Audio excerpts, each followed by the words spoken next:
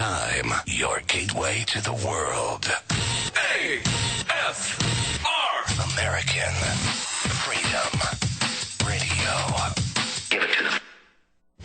Don't miss Deadline Live with Jack Blood. He doesn't just cover the news, he uncovers the news. Weekday afternoons, 3 to 5 p.m. Central, only on American... Thousands of people gathered to hear Barack Obama deliver key foreign policy speech on his current European tour.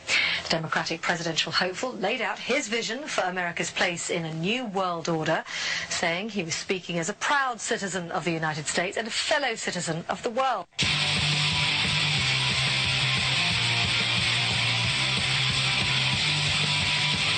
Well, thank you for joining us, folks. As I said, a happy Semiramis Day, or Columbia Day, as they call it here in the good old United States of America, this once great republic. You're listening to Deadline Live. I'm Jack Blood, your radio gun, AmericanFreedomRadio.com.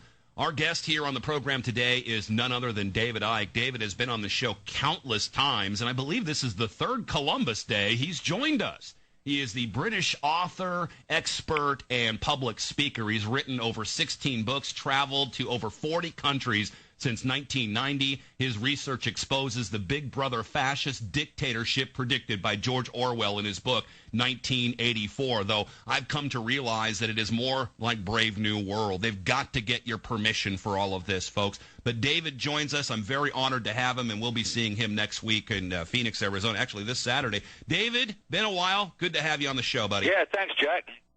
Let's start first with this Columbia Day, this Semiramis Day that is celebrated especially in our Italian community here in the United States of America, commemorating the love, the worship of a Babylonian goddess.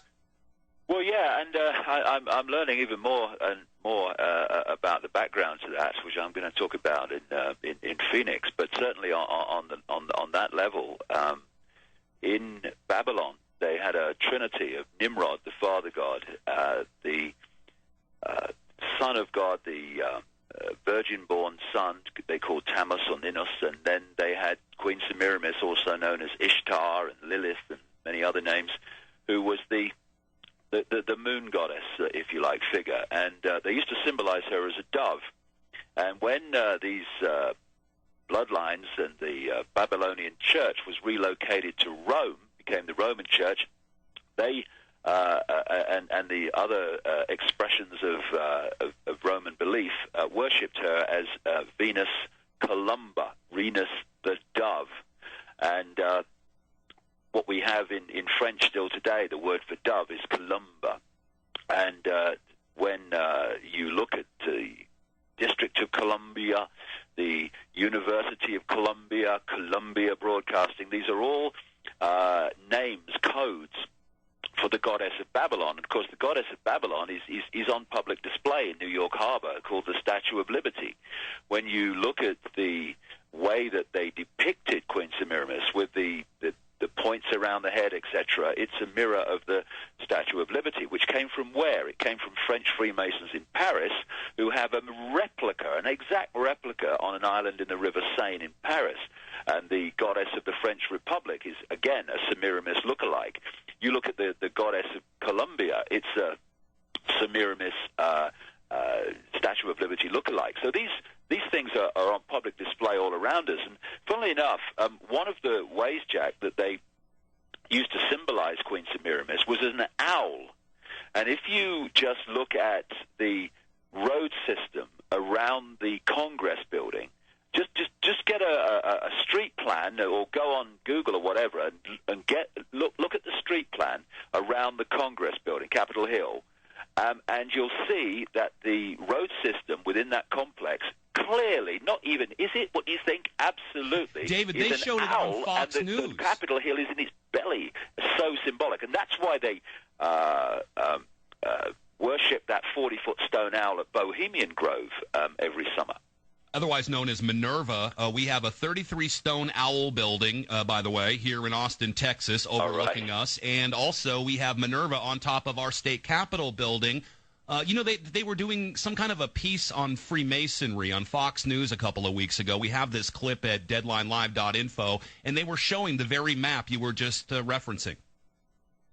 Yes, and the owl symbol comes up again and again because it symbolizes, one level anyway, how they work in the dark, they see in the dark, because the gods they represent or the gods they worship are actually what have become known over the years in various texts as demonic entities. And they operate at night a lot, and they do their rituals at night to these entities. Right. And we know, I just read an astounding book by Terry Melanson, I believe his name is, about 500 pages on the original Bavarian Illuminati, and that was one of their main key forms of worship was Minerva and the owl. Yeah, and because it's reading the codes, Jack, you see, and actually in Phoenix, I'm going to do quite a little bit on this because I'm learning at deeper levels of the codes recently.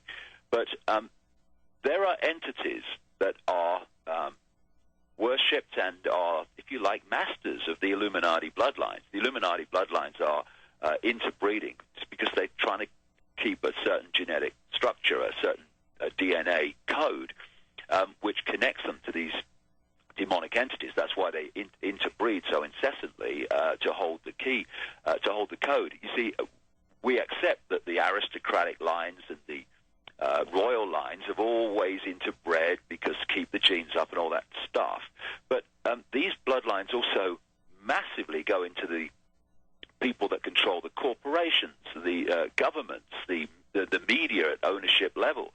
So these so-called royal lines are in all these areas of the system, and it's particular DNA code they're trying to keep hold of. And they do their rituals to these demonic entities, and they symbolize them in various ways so that they're all around us. For instance, one way they symbolize them is as a hawk.